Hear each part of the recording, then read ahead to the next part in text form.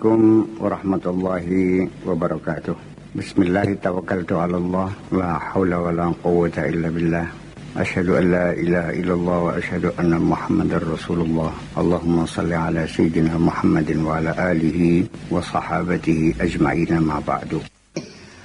Di sini lalu kita terjebak menuduh Nabi tukang kawin. Sekalipun dia tidak menuduh, tapi karena dia berucap setelah kawin lagi dan saya tegur bilangnya sunnah Rasul, itu sama dengan menohok Kanjeng Nabi kok, bahwa dia meyakini Nabi doyan rabi, kawin maning kok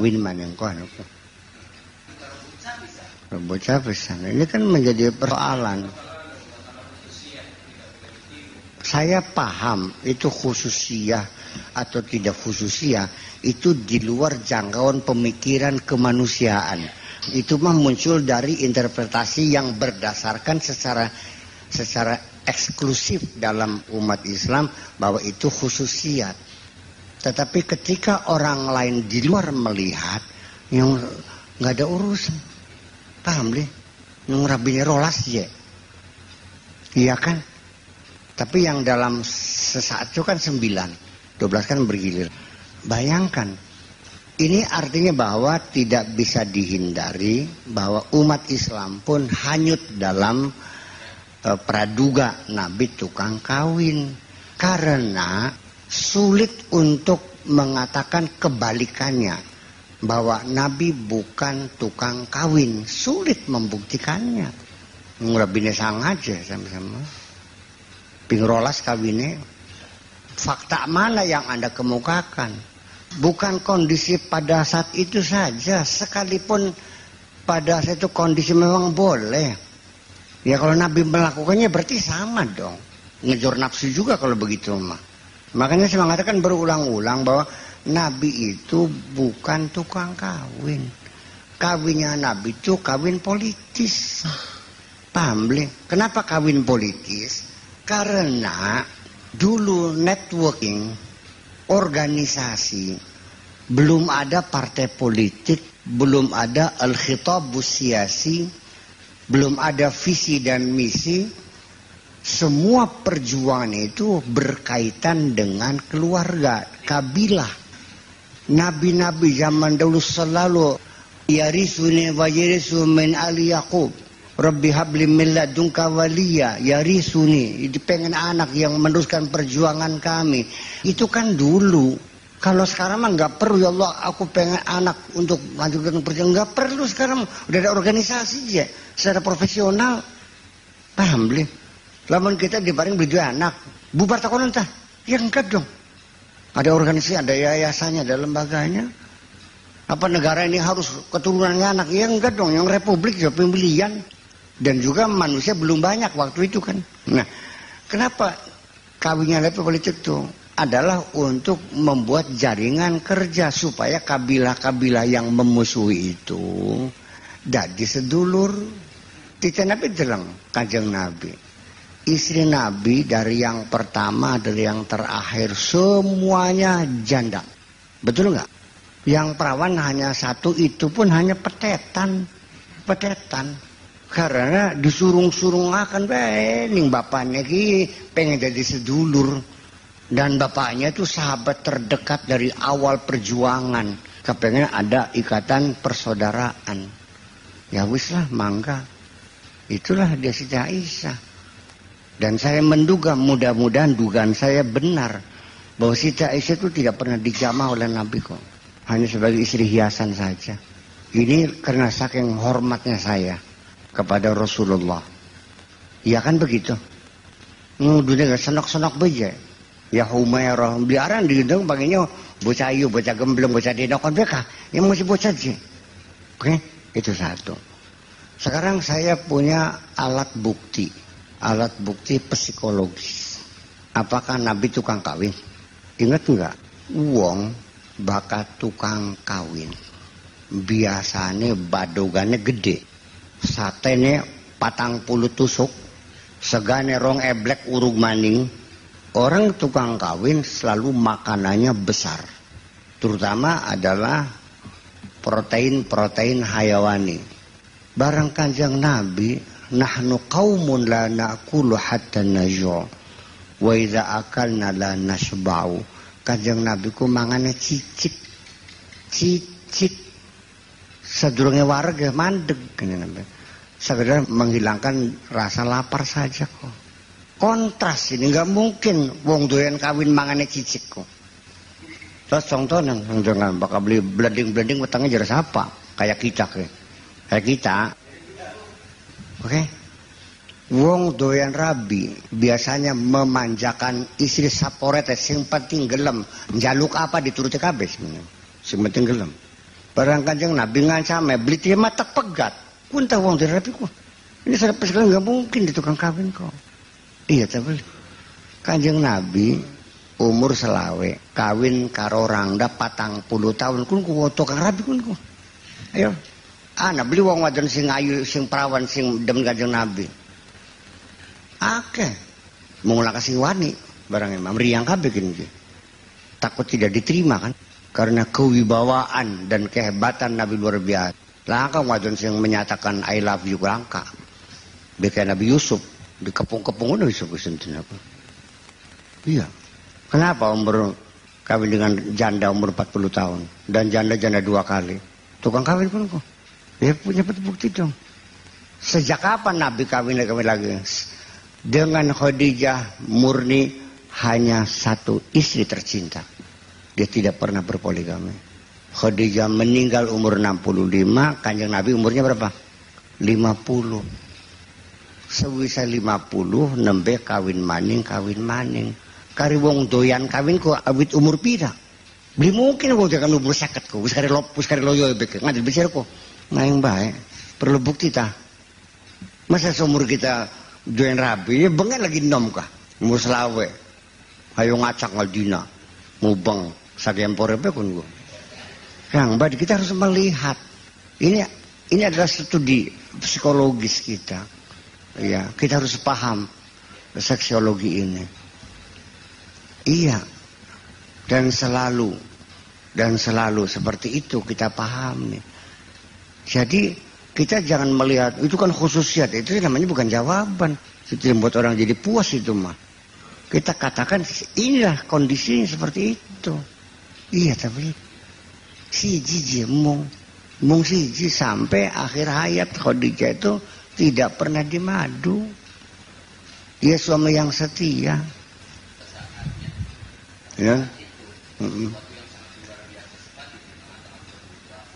Ya itulah sebabnya bahwa Kanjeng Nabi mengangkat martabat wanita pada zaman itu membatasi 4 itu sudah luar biasa. Nggak mungkin pada zaman itu langsung tak satu, nggak mungkin, nggak akan bisa diterima oleh masyarakat pada zaman itu. Yang budak masih oli, oh budak mah nggak ada batasan. Harun Rasid 400 ya. Harun Rasid 400 Pak Kubu. Jawarinya itu 400. Nah menurut Sita ya, di kitab ini juga 400 budak ya, cewek-cewek sing ayu-ayu ku langkas sing bleg ketumblek mung siji arane Kholisah. Kaedane kira-kira sing aran Harun Rasid ki budak satu ini. Iya. Baru beli wong ireng geteng Kholisah ku. Dimana budak-budak sing Romawi, sing Turki, sing Eropa, sing ayo beli kedelong kuwen sing demen iku. Konon. Oh.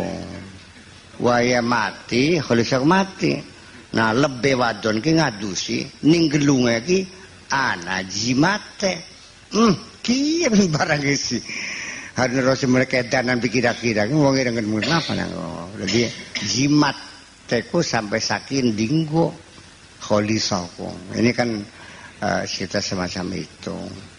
Jadi artinya bahwa kita punten kini mah jangan sekali-kali menduga Nabi tukang rabi.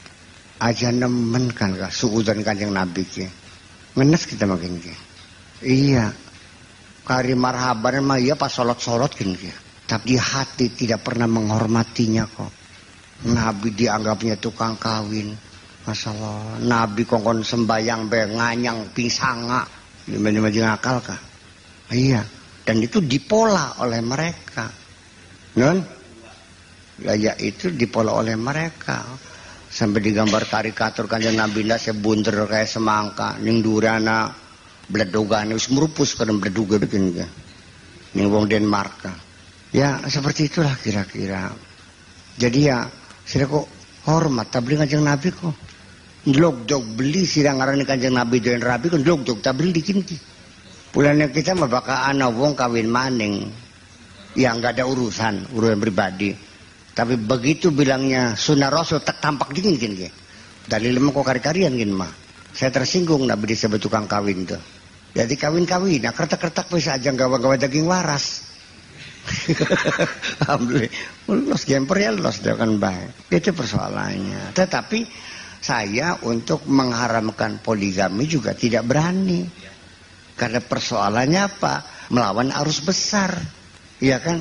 Melawan arus besar.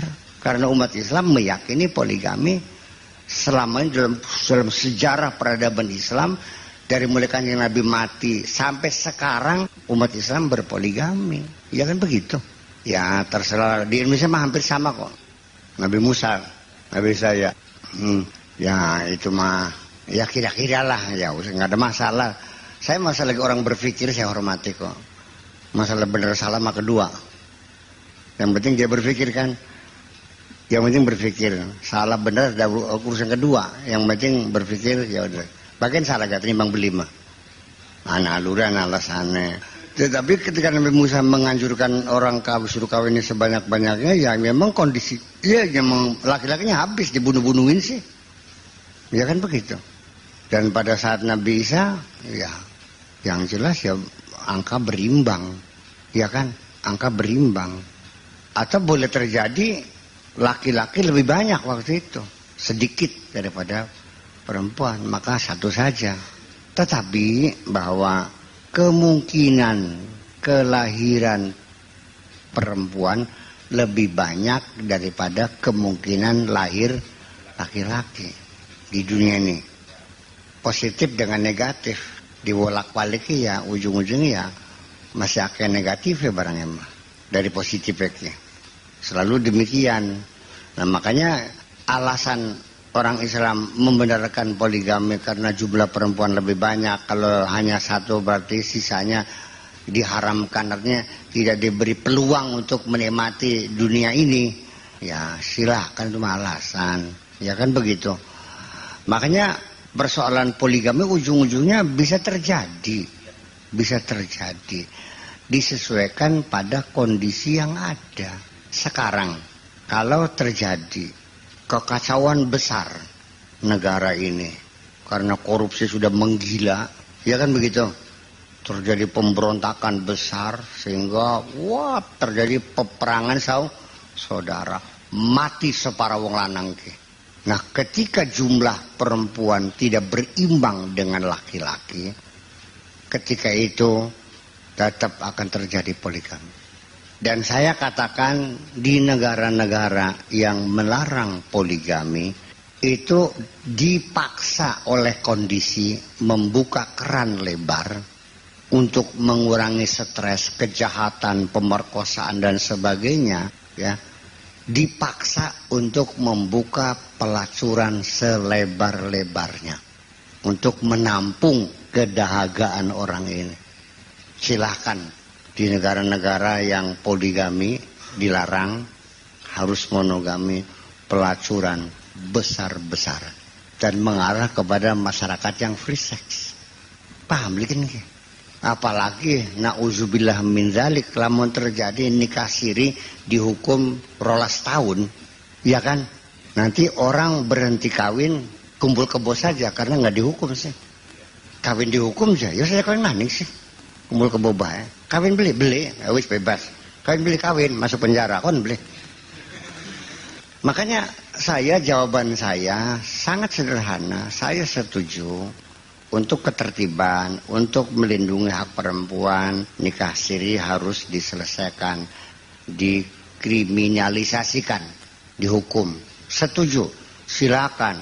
Mau 12 tahun, mau 10 tahun silakan. Tapi sebelum ini diundangkan, tolong beresi dulu undang-undang pelacurannya. Boleh atau tidak?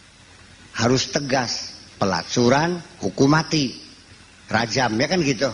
Nikah siri 12 tahun, setuju. Tapi kalau nikah siri 12 tahun, pelacurannya tidak ada undang-undangnya, ya punten bikin mah. Berarti akan memaksa bangsa kita untuk melacur. Saya tidak menentang rencana undang-undang kriminalisasi nikah siri. Saya tidak menentang, setuju. Tetapi syaratnya satu, pelacuran bagaimana statusnya, hukumannya berapa, perzinahan berapa hukumannya. Kalau presiden tidak mencuci piring ya sih bener baikin mah. Berarti sama dengan memaksa bangsa kita untuk melacur. Itu saja persoalannya. Teori ning TV One ngomong alurong itu dikor-kor kah? Masih gampang gitu mah. Ngikuti gak di TV One tuh dialog tentang nikah siri itu macam-macam alasan. Kita mah gampang-gampang beli ruwet kita mah. Jelas mangga. 40 tahun nikah siri, saya setuju. Tapi pelacur ditetel jadi 300. Ngobakan buaya yang belanakan dingin. Iya kan? Jadi zuyina linnasi hubbu syahawat. Persoalan seks tidak pernah terselesaikan di dunia ini. Itu persoalan. Itu PR buat kita. Nggak bakal selesai. Sing negara menerapkan undang-undang rajam ki. Ada pelacur nggak? Ada. Hebat kan? Jadi memang tidak bisa penyakit purba sampai sekarang tetap berlangsung. Nah ya justru karena itu. Nah makanya ketika orang zaman dahulu kesolehan mereka tidak pernah ke night club, nggak pernah ke bar, nggak pernah melacur, nggak pernah sawer, mereka cukup dengan hidup yang baik. Saya setuju mereka soleh, tapi kenapa mereka bisa? Ya punten karena perbudakan masih berlaku, bisa beli perempuan dan bisa dipakai, dan itu dibenarkan dalam undang-undangnya. Wis bosan ya tukar tombok kalau ente beli, tukar tambah, wis bosan kita ki. Tidak dikawin dibeli, itu sah, boleh ditidurin. Kalau sudah sampai dijual beli lagi. Kalau untuk pribadi boleh. Yang tidak boleh itu kita beli cewek lalu disuruh melacur, itu yang tidak boleh.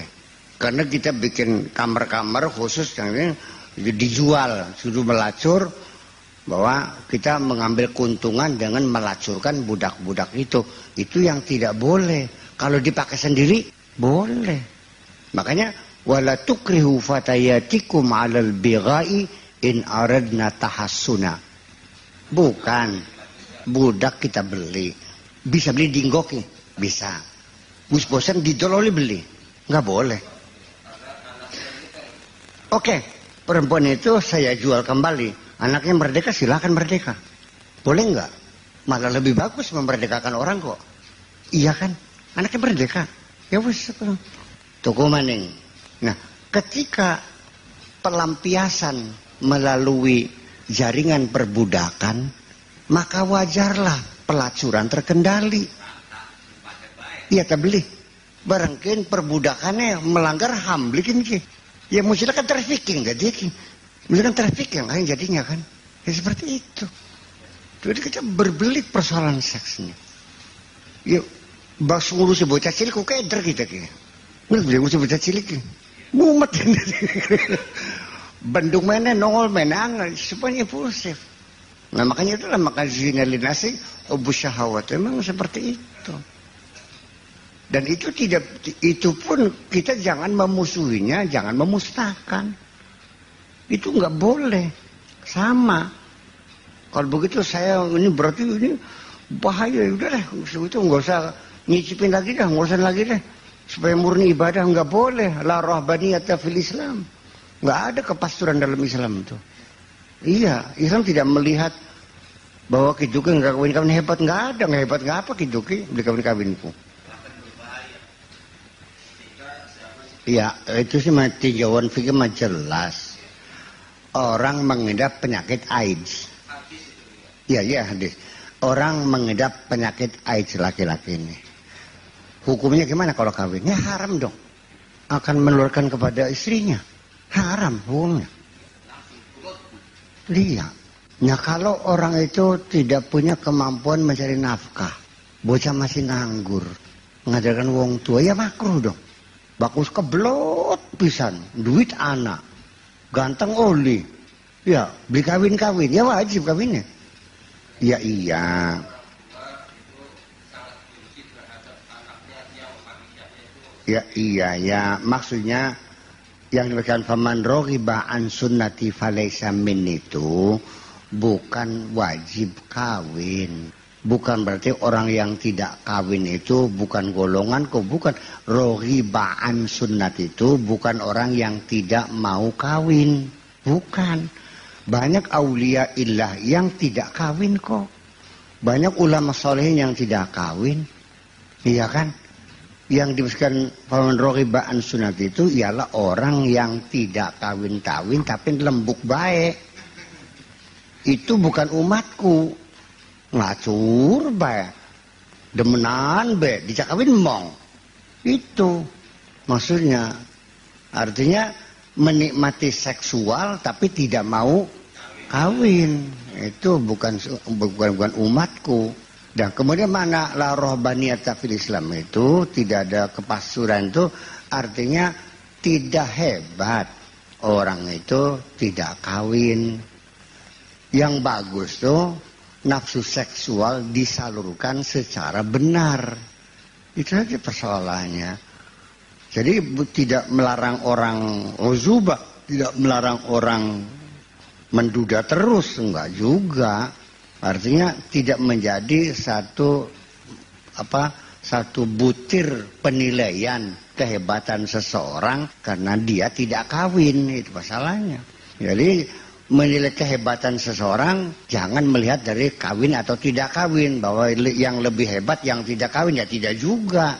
Itu maksudnya arah kalimat. Makanya jadi kita menelusuri makna kalimat itu adalah mesti kita kembangkan batasan-batasannya. La ruhbaniyata fil Islam itu artinya bahwa Islam tidak mengakui kepasturan itu, artinya tidak menyatakan orang hebat karena dia tidak kawin. Siaran siapa? Sira kunang sakur. Menggawin apa? Kerja ning pabrik. Gaji pira? 9 juta. Engkone pira gaji ya? Mane mas kawinnya siap beli 2 kintal 10 kintal ku mas ya. Disidang lamar iki.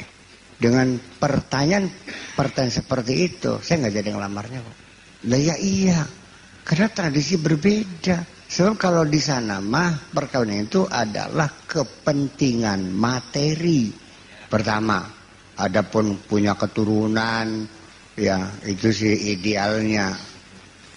Yang paling mah menyicipi kelezatan bersanggama itu yang mengemuka mah. Jujur begini, silakan kepada orang anak-anak kita yang kawin. Ketika dia ingin kawin, coba kita buka otaknya. Saya yakin belum pernah terpikir dia pengen punya anak. Yang ada pengen nyicipi barang enak. Jujur ini mah. Ini kan teori kita. Kalau saya kan secara psikologis saya melihatnya. Iya, jadi artinya bahwa kajian psikologis ini lebih mendasar daripada kajian-kajian sosial. Kajian-kajian hukum. Hak apa? Iya.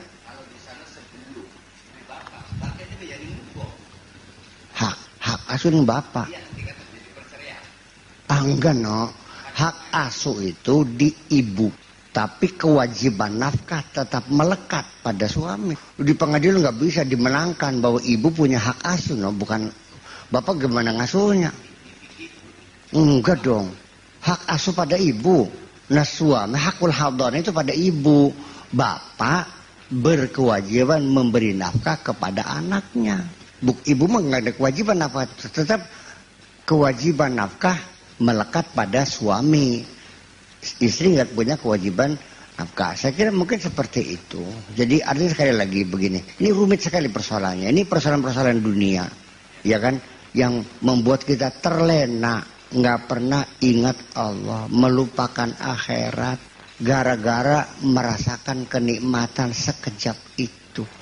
Saya kalau tidak salah, saya lupa di kitab apa yang saya baca, tetapi lezatnya bersanggama itu adalah merupakan bocoran sorga, setetes nikmatan sorga turun ke bumi, itulah lezatnya bersanggama.